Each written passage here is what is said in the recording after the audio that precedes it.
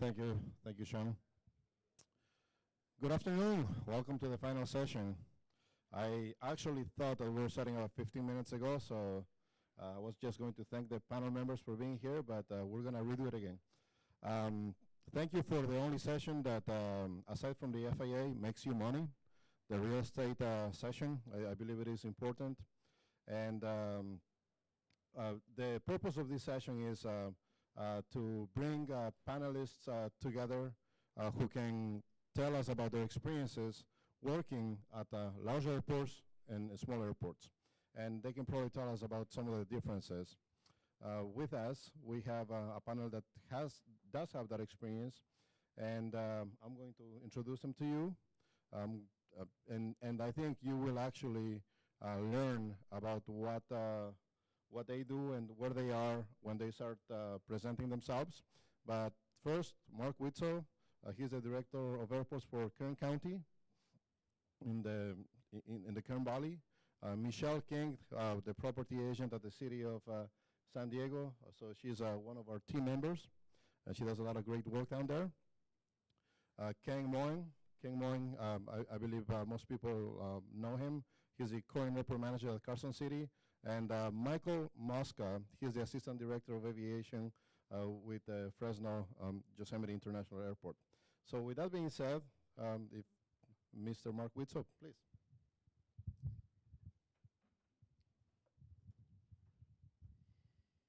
Hello, good afternoon, everyone. Thank you very much for the opportunity to present to you today. I've always thought in my 30 years of experience in airports that this association is the premier place to get the job, do the job, and do it well, and love the job. So what I'm going to talk to you about today is leasing at both large and small airports. And over my career, I have been involved in both large and small airports, and I have a few things to share. So right now, what I'm going to talk to you about is what we do at Kern County airports, a little bit about Kern County General Aviation, and then the difference with leasing at small airports than at large airports, and what is the same between the two, or at least similar. And then a little bit of mission-driven leasing. So here's my little quote. We operate many airports with a few people, providing a large public benefit with only a small burden on taxpayers. We're a very conservative community. We're an enterprise fund, and if we have to, we share pencils. So what's the difference in leasing at small airports?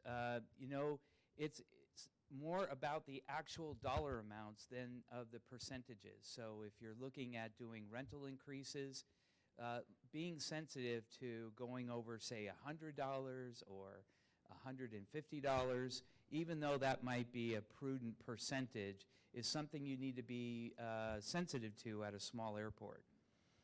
And if you're looking at doing a new development at a small airport, you're likely going to need to contribute to that project in some way, shape, or form in contributions on capital, helping them with permitting, or maybe doing the demolition of a site before then they go and build. At a small airport, the incentives that you might offer on leasing, offering them discounted rent or actually no rent until they get certificate of occupancy, can be the difference because your tenants may not have the cash flow to survive while they're building if they're having to pay you rent while they're paying on their short-term construction loan. And then another item is that sometimes you may be looking at leasing a piece of property or a facility, and really you're just trying to save yourself cost. It's not about making money at all. An example of this I had was at the Troutdale Airport in Oregon. When I arrived, they had an aging GA terminal building. Really had never fulfilled the idea of what it was going to serve. And they had a pneumatic air conditioning system. They had a elevator that was like a lift at a garage. It was hydraulic. And so the agency was really challenged with keeping that facility maintained, and they were at risk of not being able to provide ADA compliance if for some reason the single elevator were to fail. They had a well-paying tenant who had just invested a fair amount in technology, and that tenant was like, is there anything you can possibly do to let us stay? And the port said, no, you're out. But then I came in and I looked at it from a little different angle. So we were the landlord of a 2-story building for which this tenant occupied most of the second floor. So I looked at the problem and the cost, and I says, well, why don't we just lease them the whole building for the same amount and make them responsible for maintenance? And we'll actually charge them for our maintenance crew to come out and fix the weird pneumatic air conditioning system. And they loved it. So they became the building landlord. If for some reason the elevator failed, anybody that had a accessibility problem, they would just relocate them into offices on the ground floor for the period of time that the elevator was disabled. And so that modification to the lease has stood for now 10 years. So another thing is it's a lot harder to get insurance compliance. You may be actually talking to your tenant and having them call their broker to get another insurance certificate, to get it renewed. And you may actually have to call their broker yourself because they just don't know how to articulate what you're asking for. Their volatility in running their business is going to be a lot more challenging because their margins are going to be thinner and their free cash flow could be tighter. So you may be doing fine at the airport, but you find one of your tenants really struggling just because they haven't managed their cash flow properly.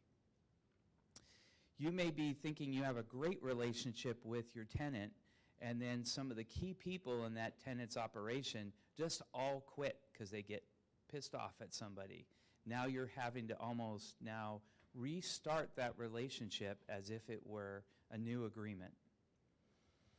And then there's this dynamic between having things happen without your approval, and sometimes it's unapproved subleasing, and the other is unapproved assignment. So you go to call your tenant, and they're like, well, we're gone. You know, we sold it off to so-and-so, and they don't read in their lease that you need to consent to that assignment in writing. And in my case, it actually has to go to our Board of Supervisors. So what's different at leasing at big airports? So at a bigger airport, it's not so much about the square footage that they occupy. It's about the value of the business opportunity that you're offering them. So that goes towards concession agreements, advertising agreements, any of your concession spaces. It is the marketplace you offer more than the footprint that they're going to do their business in.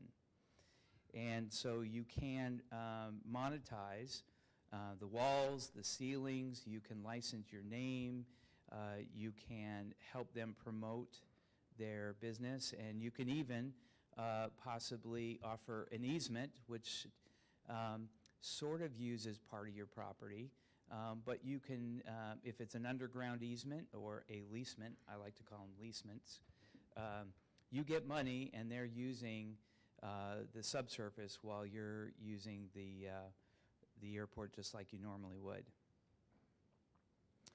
At a large airport, the market rent adjustment mechanism, that process of appraisals and your tenant getting an appraiser and doing an arbitration or a mediation process to actually set what the new fair market rental rate will be. That can make a really big difference. Sometimes I think of my time at Boeing Field up in Seattle as being both small and large, because it was a Part 139 GA facility, but we had the Boeing Commercial Aircraft Company there. We had 5 or 6 billionaires on the field from time to time, and so it kind of acted like both. One market rent adjustment for Boeing changed their rent from $5.8 million a year to $12.75 million a year. So it can really be quite a watershed event when those leases come up for rental adjustments. Some lease agreements may serve to generate what you want to represent to your stakeholders and your community more than just generate a significant amount of airport revenue. And that would be like the USO, different agencies that you might have doing community tours. I would lend to say that the access program you have with the carriers, where they're doing wheelchair service, having good accessibility to your gates, and making sure there's enough people on staff to do that job, is really more about how you treat your customer and not so much about how much money you're going to make off of it. When you're doing negotiations at a large airport, confidentiality is a much greater value, and you might have to sign a non-disclosure agreement even to really talk to the people that you want to negotiate with.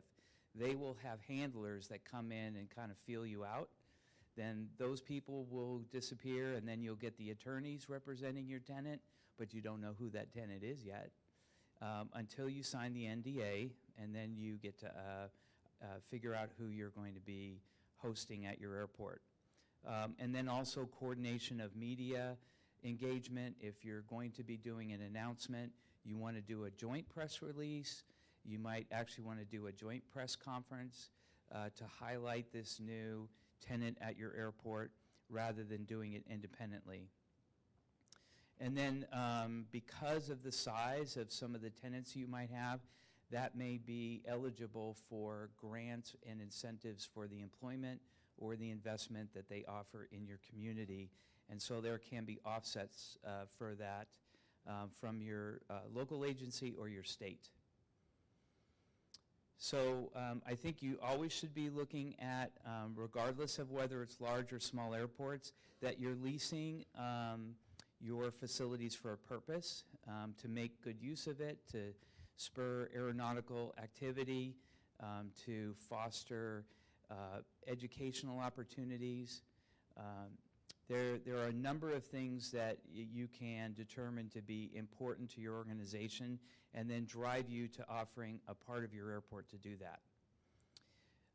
Customer service within your staff, making sure that people are contacting the tenants, making sure they have the right contact names, always is a highly effective way of making sure that your lease program is running on schedule and on track.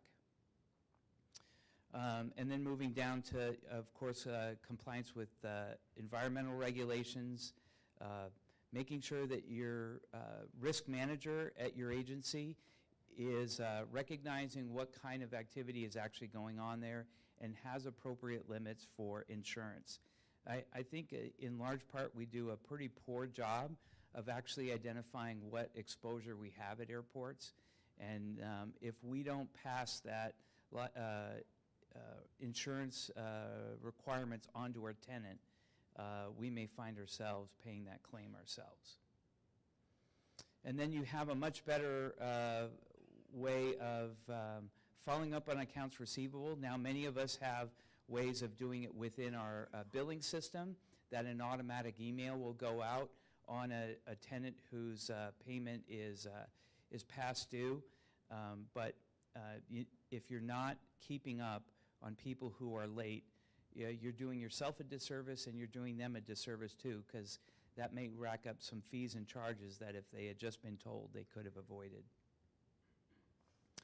Also, some things that are similar are you're helping deliver what they need to be successful. This is not win-win, but you're negotiating what your shared success is. When they're successful, you're successful. When they're not, you're not. Having good relationships with your tenant. Now, there are some people that are just difficult to work with, but by and large, everybody is a professional. They all are looking to make their way in the world. They are proud of their brand and what they do at your airport.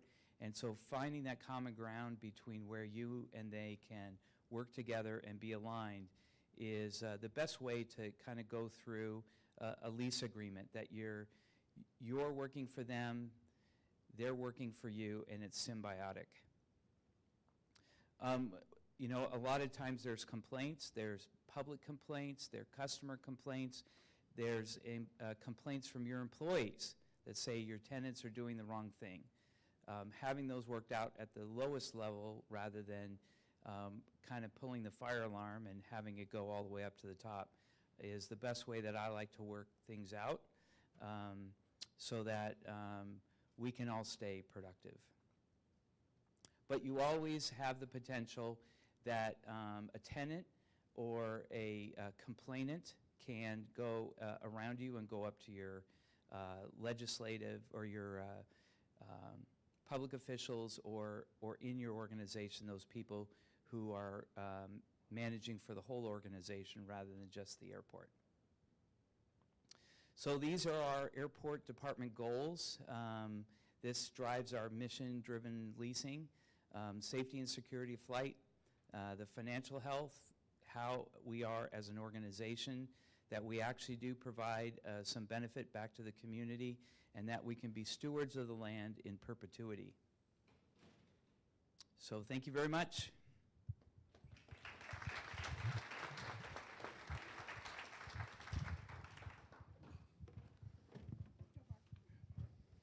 Thank you, Mark. Our next speaker.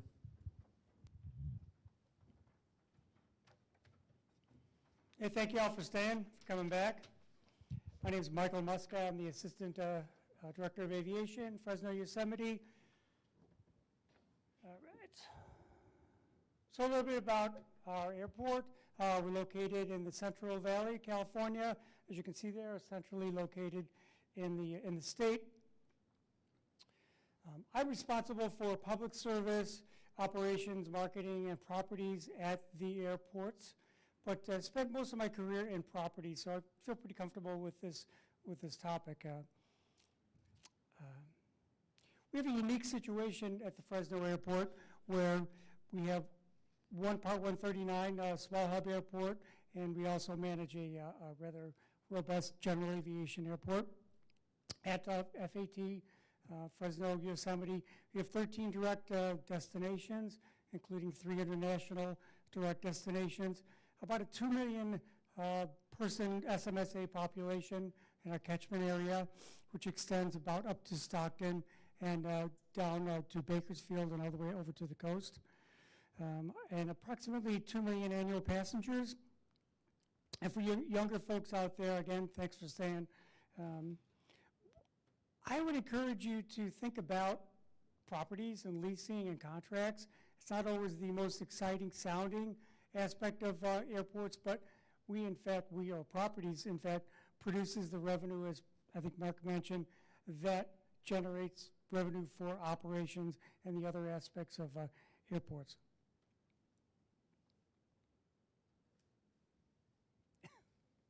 Here we go. So here's us.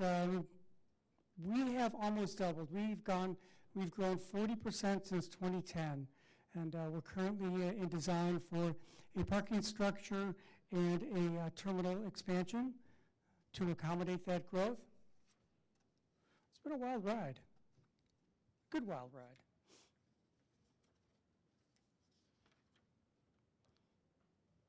So, general aviation, Fresno Chandler executive. 125 based aircraft, 68 operations a day, 2 fixed base operators in a flight school, hangars, tie-down, rentals, and 1 restaurant in the terminal. That's our other airport. So what are the aspects of property management that are the same or similar common traits for both types of airports, large and small? Well, common traits are insurance requirements, of course. Got to make sure your insurance requirements are met. Liability, hangar keepers, fire insurance. A lot of times the smaller owners don't want to hear those. And why do I need hangar keepers? Well, you have to be able to explain it to them. There's a legal review of agreements, both small and large. For us, it's the city attorney, could be your county council, could be your board. Of course, we have to comply with FAA grants, the fair market value rental rates, and taxes are always interesting. If you're in properties or contracts, I would expect, or I would actually encourage you to understand what the possessory interest tax means and how it's calculated, because that's the first question you're going to get from most of your tenants. Why do I have to pay taxes? And what kind of taxes? And what the heck is this possessory interest tax? Talk to your assessor, talk to your city assessor, or your county assessor, understand how it's calculated, and be able to explain it. Even a handout is helpful. So big versus small. So what are some traits associated with the larger facilities? Obviously, better funded marketing. What we use our marketing for is to attract air service, new airlines, new routes. As Mark mentioned, cargo facilities, a lot of times you have to sign some non-disclosure agreements for some of the larger cargo purveyors that want to come to your airport. And more and diverse. And for us, we want to keep our concessions locally themed, if that makes sense. At our FAT, we have larger and better funded tenants. Host does our food and beverage. Hudson does our retail. And of course, the 8 airlines I mentioned, domestic and international. So obviously, those tenants are better funded than at the GA airport. And there's a longer approval time for agreements. Whatever you think, however long you think it's going to take for your agreement to be approved, your contract to be approved, double and triple that by the time it goes through corporate and national and sometimes international directorships. So you can do some fun things at your airport if you're better funded. And I'm going to hit the next slide, and hopefully this short video will play.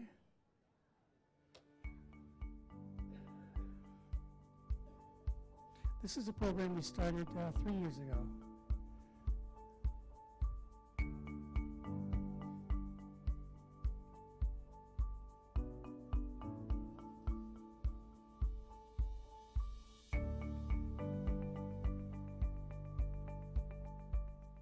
We believe air travel should be as stress-free and comfortable as possible. And this is exactly what the Wings for Autism program strives to do.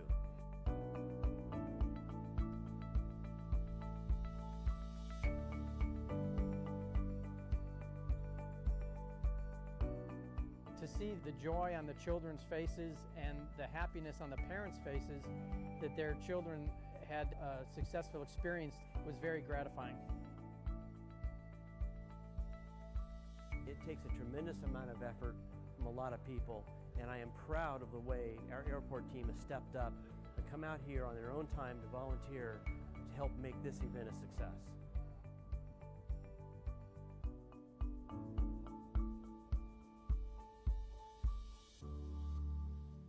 So if that wasn't clear, it's called Wings for Autism, and it's a program that we first started in California. And what it does is it brings people on the autism spectrum to the airport, brings them through the whole experience of coming in a terminal, going through security, getting on an aircraft, and they actually taxi around and get used to the noises and the confusion and the sights and the sounds. And it's a great program. So going back to a smaller facility, you can have your closer relationships with your tenants because many times your tenants are going to be family-owned or an entrepreneurship or possibly even just starting out. The approval of the agreements are usually a lot quicker, usually just a signature from a family member or a small business. You can form some good relationships with your tenants and with your neighborhood. Probably for those of you with general aviation airports, those airports are located within a neighborhood that affiliates or at least feels a relationship with that airport. We have a restaurant, antique auto shows, and fly-ins. And that's it.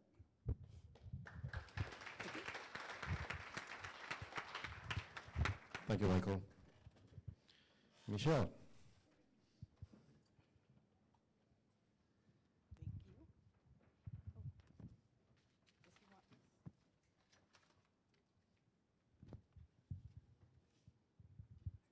All right, good afternoon, everyone. My name is Michelle King, and I am with the City of San Diego. We have the pleasure of having Jorge as our interim deputy director currently. So we are blessed and honored for that. I've heard a lot of good things about him since I've been here. This is my first C.A.E conference. Oh, yes. Okay, there you go. Is that better? All right. So this is my first C.A.E conference, so a little bit nervous to be here, but we'll get through this together. So let me see if we can, there we go. So just give you a little bit of an overview of what my experience has been and why I'm standing up here talking to you today is really about, well, I started off in property management in the residential side back in college. So it goes that far back. Then I went into being a property and liability specialist at Salt Lake City International Airport, and that went from 2000 to 2005. That experience is primarily focusing on a little bit of property and also my risk management background. In between, I worked for an insurance company, so we have that to kind of cover that little gap there. From that, Salt Lake International, I went to work for the Port of Seattle. And the Port of Seattle, I was primarily as a risk specialist, so I focused more so on my experience in risk management and claims. After that, I went to work for the Seattle-Tacoma International Airport. And Seattle-Tacoma was the 2011 through 2017, so I was primarily in the concessions department. Little experience as far as with my airline partners there. As far as direct contact, it was primarily restaurants and retail, but it was all fun. And then recently I made the switch from SeaTac to, of course, Southern California, where we have the nice sunny weather, got rid of the rain, so we kind of a little bit happier, you know, daily sunshine, I can't complain at all. And so currently I'm a property agent for the city. So the focus really has been on G.A.E. at that airport. We have some concession agreements, very few, primarily percentage rent agreements there. All right, so just to give you a little bit of an idea of the airports and the differences between the two, because really the conversation is between big and small. So at Salt Lake International, it's commercial services and administration is the department I worked in.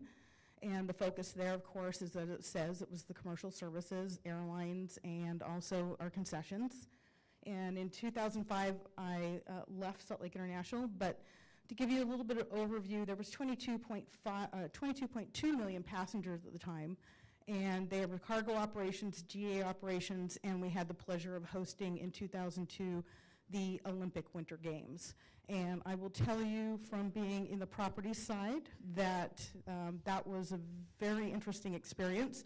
Our airline partner didn't quite step up as we'd hoped, and those of us in the properties department ended up sitting on the curb at very early and late hours of the day and night, trying to serve hot cocoa in 10-degree weather to all the passengers that were flying in and out of the airport. So that kind of was a very interesting period of time. It was just trying to keep up that customer service. We keep talking about customer service throughout this whole thing, and I think it's not only important to note customer service from the standpoint of internal customers, but also the passengers, and giving them that great passenger service experience.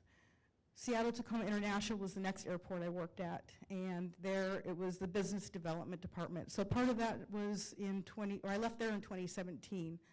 and that was the 9th busiest airport at the time. So transition from going a medium hub airport to a large airport was pretty significant as far as the activities that we were doing on a daily basis. 45.7 million passengers when I left there, so quite a high number. That is, again, I was focused on the retail and also the restaurant side of the business. We had 30 airlines, and we also had some cargo operations going on at C.A.E, actually quite a few of the cargo operations. City of San Diego, we have 2 small GA airports, and so we have Kearney Mesa, which is Montgomery Gibbs Executive Airport, and then we also have our Brownfield Airport, which is located in Otay Mesa. So there's no commercial passenger service, so that's a big difference, going from 45.7 million passengers per year to no passengers. Dealing primarily with general AV operations, and also we have a lot of our critical support services, fire department, police department, and then we also have several FBOs, excuse me, and we have an airship that comes in every once in a while to our Brownfield Airport. Oops. So to give you a little bit of an overview, we were talking about large and small, and a lot of the things that the rest of the panel has to say are recurring themes, insurance certificates and leases and things like that. I was trying to get a different viewpoint to the audience, so you have a general idea of how I spent my time in the different roles that I had. So going back to my first job in an airport was Salt Lake International Airport. My title was Risk and Property Specialist. So that job, because it's a medium airport, was split among 2 different functions. So those functions included the risk management side, where I worked with a third-party administrator for claims that came about. Worked closely with our maintenance department because we had a lot of, say, trip and falls, or Kone with our elevator services, and our escalators were a big thing, especially with our older population in the large airports. So spent a lot of time in risk management. The lease management side was also pretty heavy in that role. And then going down to business development was probably the smallest amount of work that I did there. Everything was, the programs were all up in place as far as our concessions department. Hangars were full, we had lists, and I was just kind of the backup for the hangars. So I did a little bit of everything. Special projects, I had the joy of working with our rental cars in the allocation. So I would work with our accounting department and do the rental car allocation for the parking garage. So that was one of my special projects. So I learned a lot about different various aspects of the airport business and the property side of the business. Next, again, I went to Seattle-Tacoma International Airport. So there, it was a lot of leasing, and also what I call tenant location development. So we were responsible for those long-term restaurant leases, where we would come in during the halfway point of their lease term. Usually most of those leases were 10 years. Some, I think we ended up going 12. And with that being said, we would come in and do the midterm refurbishment, so we would work with them on that. So that was quite an extensive production, I should say, because you would go in, you would work with them, they'd think everything looks fine, and it's not. They weren't happy to spend the money, but they were required to spend a certain amount of money, so you would have to make sure they were meeting those obligations, those contractual compliances. And then the program business development. So that was a big piece of my work at Seattle-Tacoma International. I was blessed with the ability to have a small business program that was handed to me. And so I took this small business kiosk program that we had, and I had them built out as far as construction of the kiosks. It was designed to bring small businesses into SeaTac Airport, and the goal was to increase the ADCBE concessions from a 21% to a 40% over a 4-year period of time, which is a pretty high goal if anybody knows about ACDBE in large airports. it's not financially conducive for small businesses to go into large airports, so this program was created and developed to move forward with bringing those small businesses in. I put a large percentage on that because I would spend time going down to, say, Pike Place Market, because this was in Seattle, and I would go down and actually meet with individual business owners of those small businesses and try and get them to have interest and also qualify them as I'm going through the marketplace. So that was probably one of the most interesting parts of the position I had there, was really developing that program, getting out and meeting a lot of the small business owners. It's also getting involved with the community members and special groups. And it was also a commission initiative to bring in more small business. So, you know, you're working with your commission. It was a very highly political role, and it was very watched over, I will say. So other things that I did also at Seattle come out, your typical sales and analysis revenue, and just really focusing on developing the program, growing the program. It went from 180 million in 2011, and when I left there, the program was generating revenue of 260 million. So pretty significant amount. So my current role is at the City of San Diego, and I would say probably the majority of my time is spent on leasing and lease compliance. And it's a very different role that I've had in the past. Before, I've always had some sort of mix. Now it's focused primarily on the leasing aspects. Tenant location development, that's always seems to be a struggle. We deal with, on the GA side, a lot of smaller businesses and businesses that have always done business by just a handshake.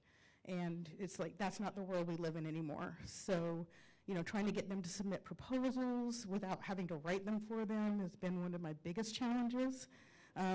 Give them outlines so that they can provide those back into the airport, so I don't have to pretend and just do it by a handshake. So some of the biggest challenges at the GA side has been just the education piece of it, educating the GA tenants on how business has changed over the last 10, 15, 20 years.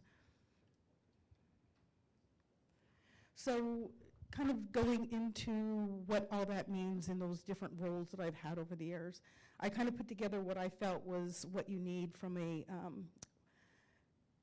property management standpoint as far as being in a large business or even a small business.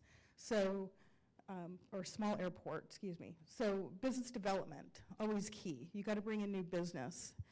I will tell you, being in different size airports, that the top 3 are usually non-aeronautical revenue generators that are your top 3 categories as far as generation of finances.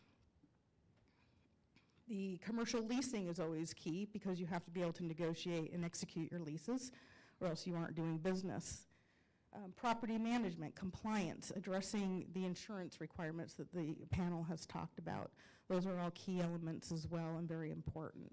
And then project management, as you bring on the new tenants or even do refurbishments on existing tenant leaseholds and premises, that's also important as well.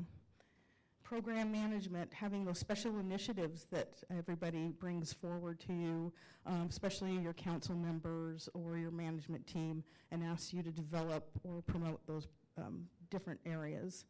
And then the financial management is one of those key pieces, being able to track, and I think Michael pointed out that keeping on top of the accounts and or Mark, keeping on top of your accounts and having the different departments assist you in making sure that those tenants are up to date on their payments. That's one of my biggest challenges at the City of San Diego.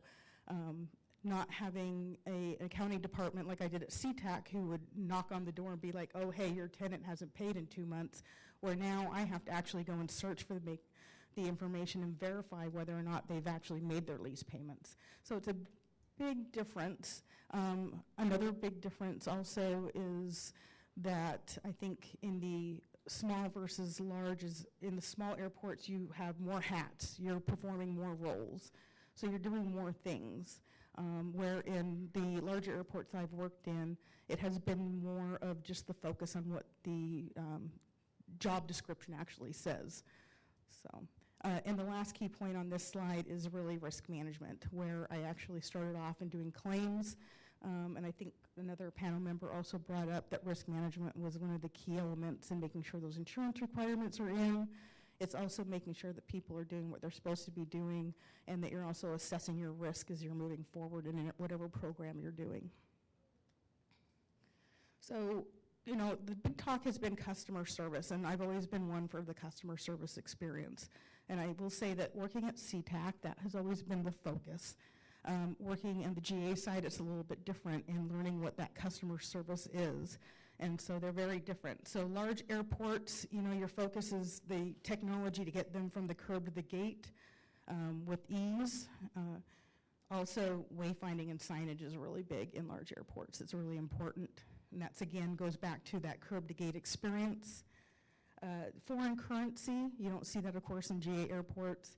And live music and art exhibits. And if you've been through a large airport recently, you'll know that there's music programs now, art exhibits, and all those great experiences that you have while you're waiting for your flights.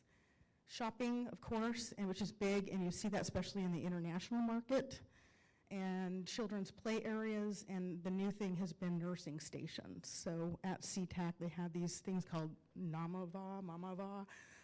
There are these little booths that they could get into and do their nursing duties. And there was also that element of finding the fine balance between taking that space that you would do for revenue generation from the standpoint of leasing versus providing that service at no charge. So that's always some of the challenge as well.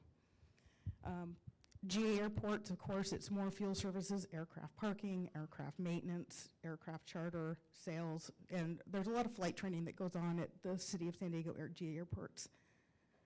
Both airports, though, and this is where we go back to the commonalities between large versus small airports, the Wi-Fi access. Everybody's looking for Wi-Fi. I mean, we were all looking for it here when we came into this office, right, or to this conference.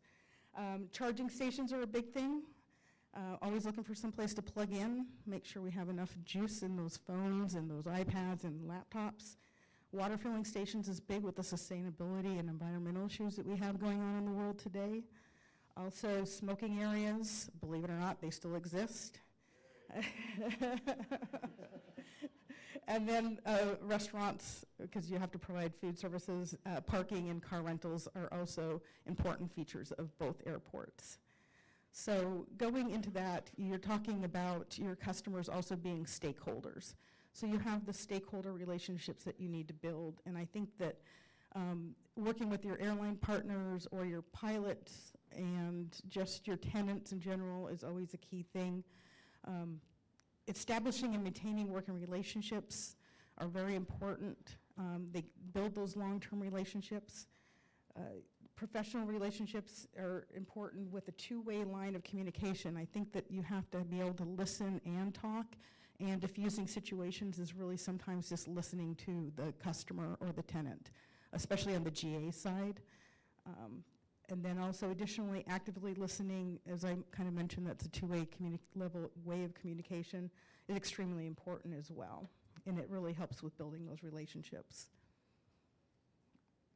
So talking about relationships, I like to also think of them as partnerships, because we're partnering with all of our tenants, all of our stakeholders in moving forward. We all have some common goal or ground to move forward to. And so, you know, who are the stakeholders in most of our businesses? We're talking the general public, especially on the airport side, tenants.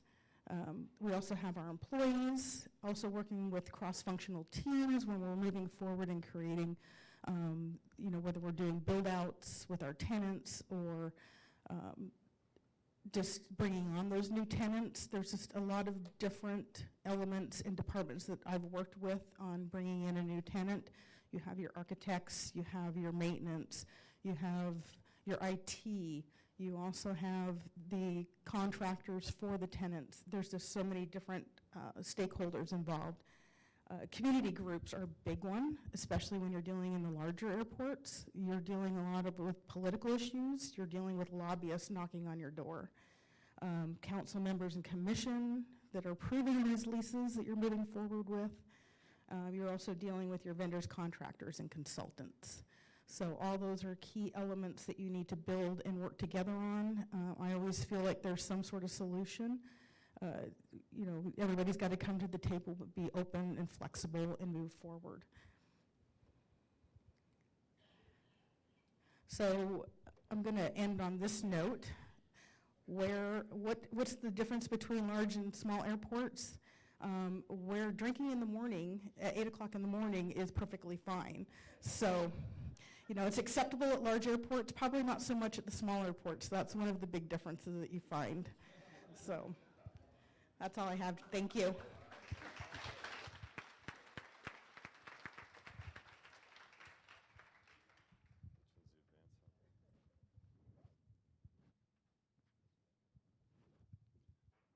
Now this is quite an honor. I get to close out the conference. Who's ready for that? And then we can start drinking. Yeah, Dean Schultz, who I used to work for at the Reno Tower Airport, gave me a little advice on the way in. Because this is my first conference. Well, not my first one, I guess not. But he said, Ken, don't try to be too smart or too funny. You know, just be yourself. So I thought that was nice. So, thank you, Dean. I don't know if you caught the little bullet there, but airport property management, are you really an airport or are you a landlord? And in my opinion, you're really a landlord, but you're providing for access to the main product, which is the airline or air service. Even in a GA airport, you're still an access provider. So I do have a little factoid I want to start off, and if Gladys gets this right, she's going to get a free drink. So Gladys, what airport has the largest shopping space in the world?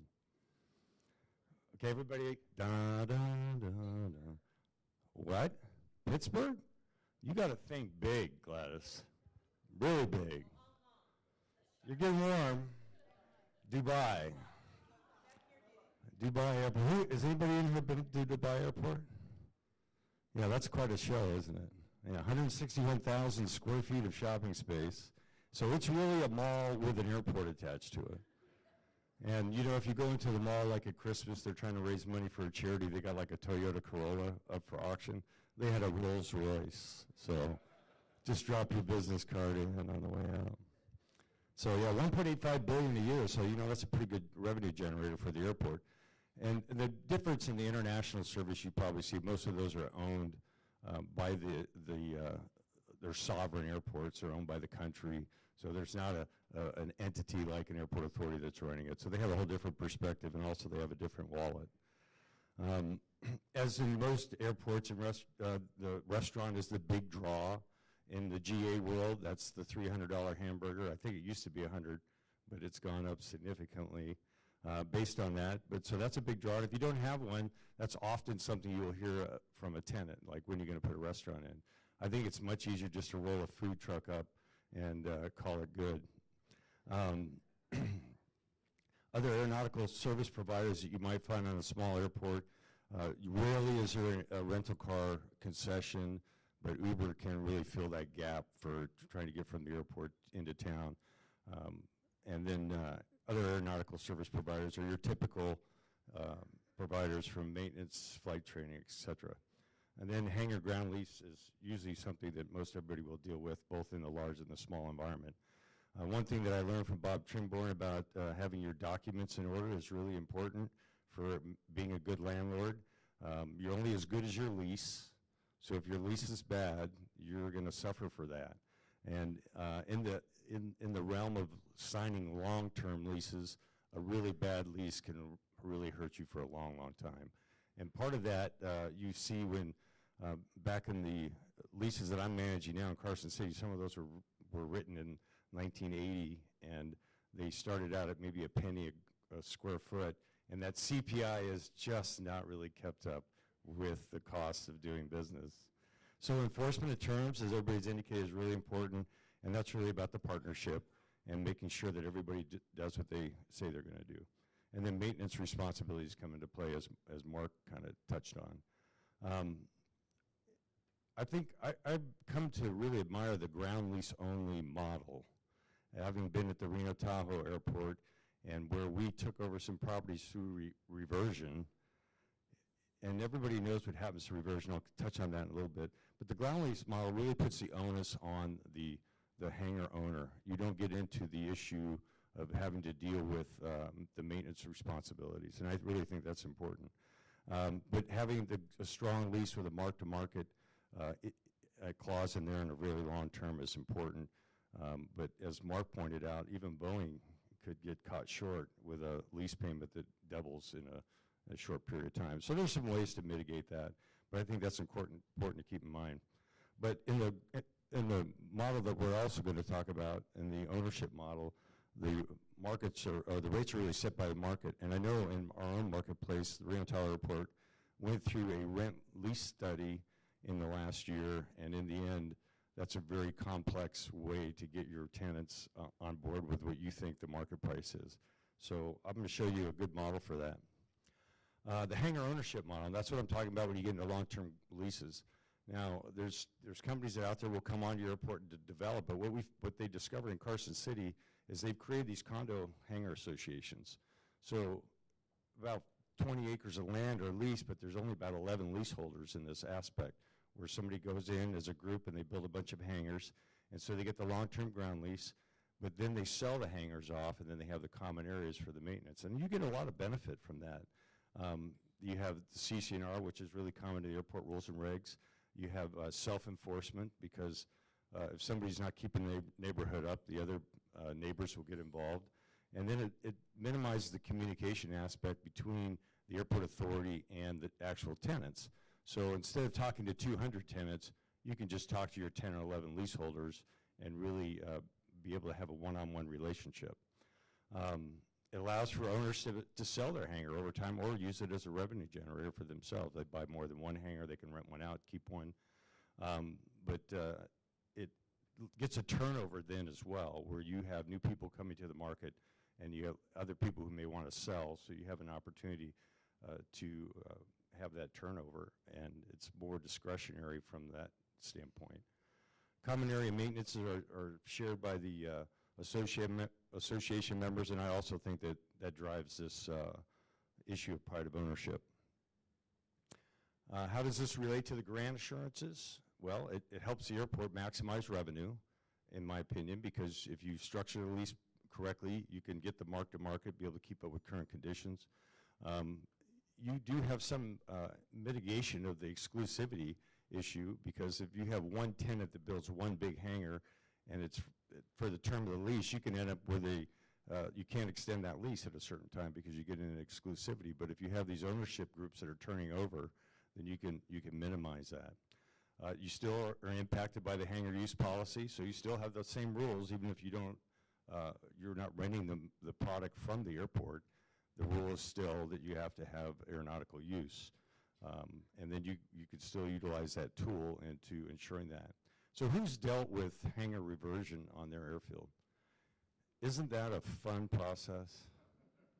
Doesn't that just bring the whole community together? Can't we all get along, right? Well, the big problem, in my opinion, with hangar reversion is they quit investing in the asset after a certain period of time. They know that it's coming back to you, and their incentive to return it in nice condition is very minimal. And then if you write in your lease that you're going to scrape it when you leave, so their incentive decreases rapidly, and so then they just walk away. You end up with having to manage that whole process. Now, if you put a bond requirement on there or something of that nature, if you're not staying up on it after 20 or 30 years, the bond expires, somebody doesn't notice it, you're in a bad spot. Where in this hangar ownership model, you can minimize that, where they maintain the asset throughout that process. So I think that's an interesting aspect to look at. And does the airport really want to be in the business of constructing and owning hangars? I think that distracts from their primary business. Sure, we want them to be able to house their airplane, but why shouldn't the owner of the aircraft be the one that has the primary interest in I think it improves tenant-airport relationships. I think it minimizes communication challenges. And for the Carson City Airport, the Airport Authority of Carson City is the manager. The city's still the landholder. But so the city collects taxes on the real property and remits that tax payment back to the airport for aeronautical use. So it has become a strong revenue stream for the airport. A lot of times I've heard the discussion from pilot groups where they say, you're collecting tax on my airplane, you're collecting tax on my hangar, and it's not coming back to me. Where does it go? Well, it ends up in the rest of the property tax pool, police, fire, school, all those sort of things, bond issues. So this really connects that point between the airport, aircraft owner, and the airport about where that money comes back to. So I think that's another strong benefit. It removes the airport from the discussion about hangar rental rates. So Carson City was contacted by the consultant that did the study at Reno, and they said, hey, we want to compare your hangar rates. I said, well, let me give you the name of my tenants who own their hangars, and you can ask them. And it just eliminated that whole discussion where nobody comes into my office and says, your rates are too high. Because if they don't like it, they can go somewhere else. And that, I've never had a hangar owner say to me that he had a problem with somebody renting his hangar because they didn't like the rate. It only seems to be they don't like the rate when the airport owns the hangar. That's just been my observation. And the airport is able to develop design standards, but when you do a long, but when you do a big project like a hangar condo association, it's easy to develop that up front and you get fluidity throughout the whole project. So you can have hangars that all look similar colors and that sort of thing. And I believe that is all I have. Thank you.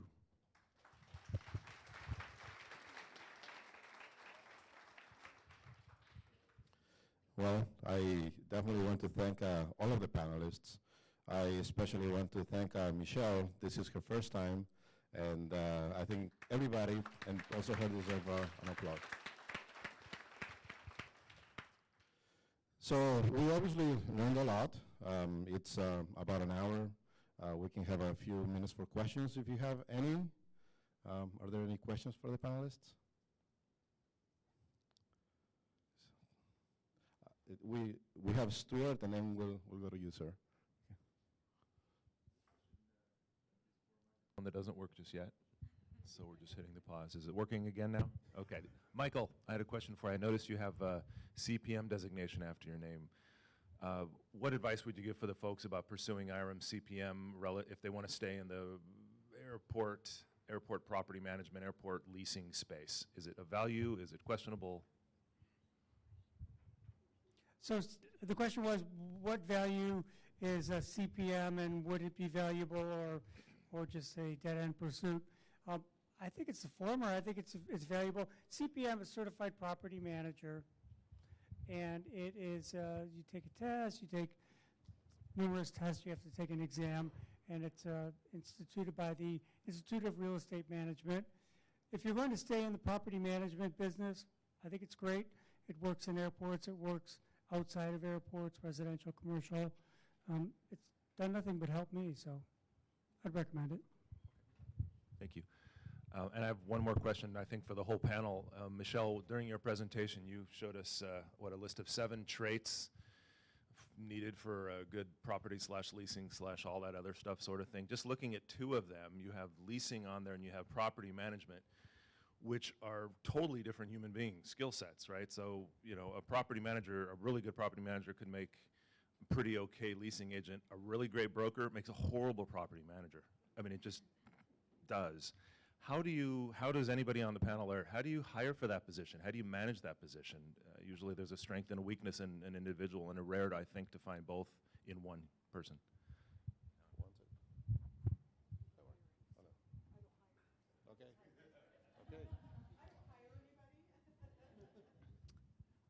So I have to do both, and so what I like to do is when it's that day to do CPI increases, I'll get somebody from admin to just work with me on getting the letters out. So we're kind of doing it as a team, because if I don't set time aside, you know, it's difficult to make it a priority.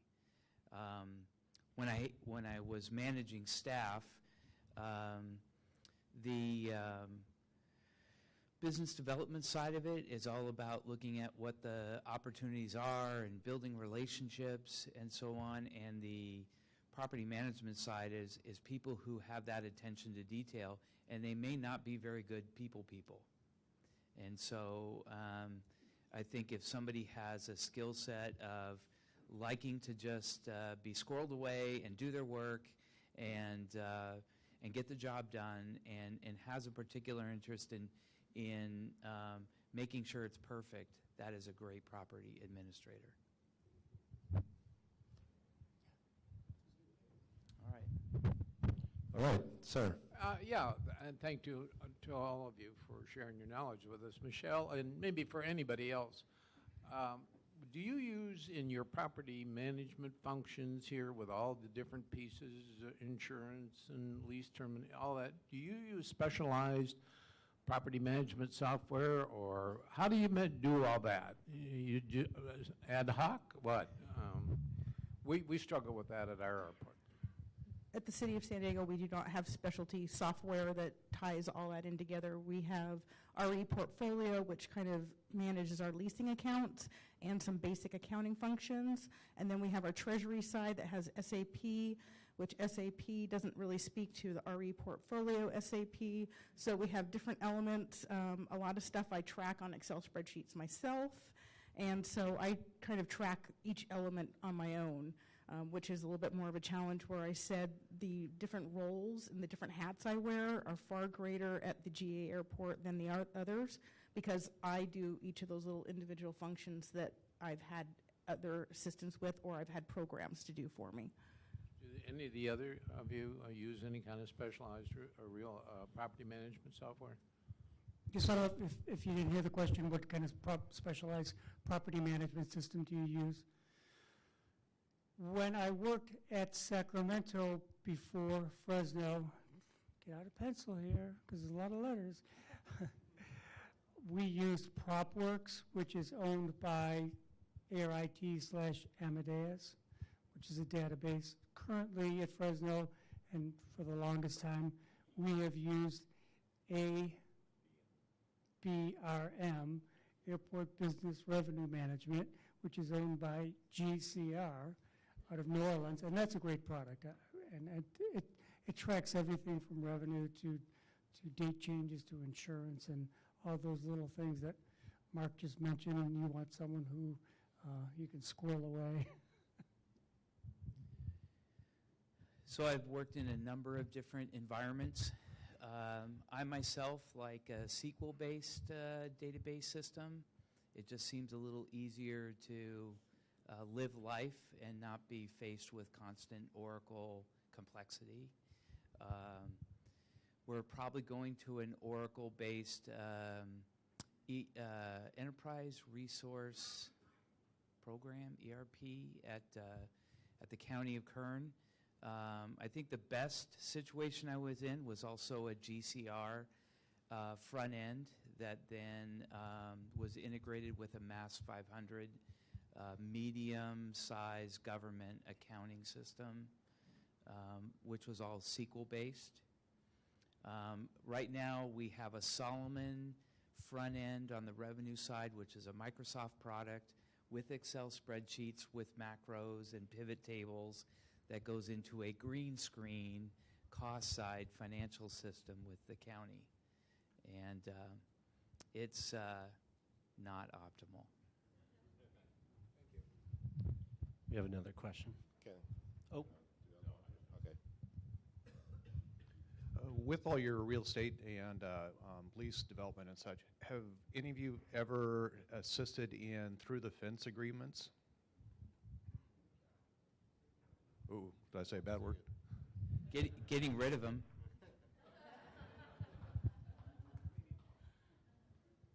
By the way, Scott, I enjoyed your talk. So the question is, does anyone had a through the fence operation, through the fence agreement, which most of you probably know is where someone outside the property of the airport has, through the fence, as it's named, access to the airport from their residential property. And yes, I wrote some through the fence agreements at Sacramento Executive Airport. I don't think any of which were eventually signed or executed, but they went through the SFO ADO office and were scrutinized quite a bit. But as far as I know, Mr. Lee has since left, so I think they're still sitting on his desk. So two questions for the panel. One, how often would you recommend airports update their rent studies? And number two, I've heard from FAA that they've advised to include a market reset in long-term leases. So if your lease term goes over 5 years, that they wanted to see some way that you update your rent study and then you go back in through this clause that would be included in a lease to do a market rate reset. Do you guys use any of those things? I didn't see that covered under the topics. Okay, so we'll let you answer this one. We're running a little bit out of time, and we can thank you guys when you're done. Well, when I mentioned mark-to-market, that was what that piece is about. And I think a 5-year look back is a really good time frame to do that. And you can hire an appraiser to come in and reevaluate that. I don't know what the FAA criteria is on CPI. Some people do it every other year just for the management side of it. So like at Carson City, our example is that we do half of the leases 1 year and then we do the second half of the following year. So they get a look back every 2 years. Yeah.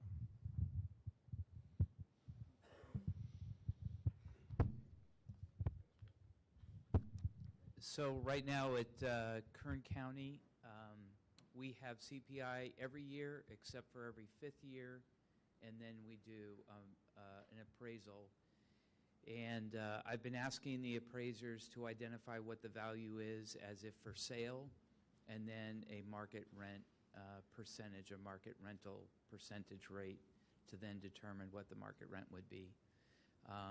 However, because I'm an heir to many long-term agreements, those market rental adjustments then have a cap, a ceiling, that they can't be any more than a certain percentage. Okay, well, thank you so much for your participation, and thank you to the presenters. A round of applause, please.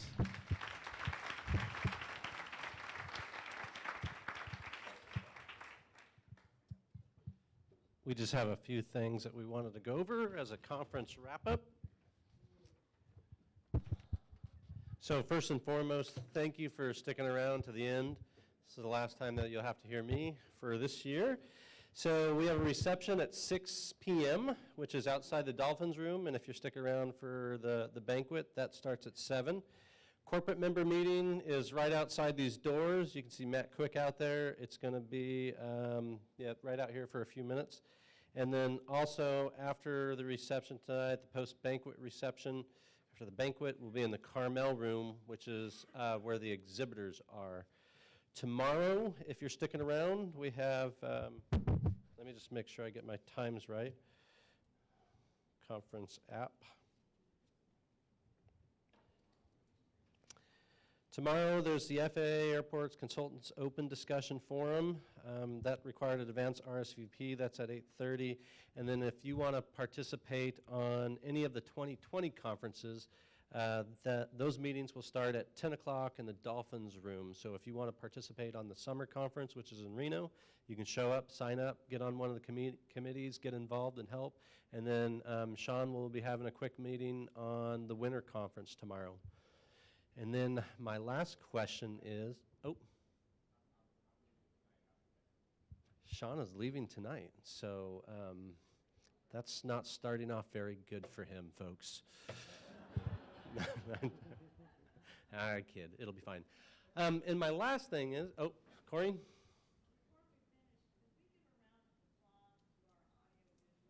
Oh, cool.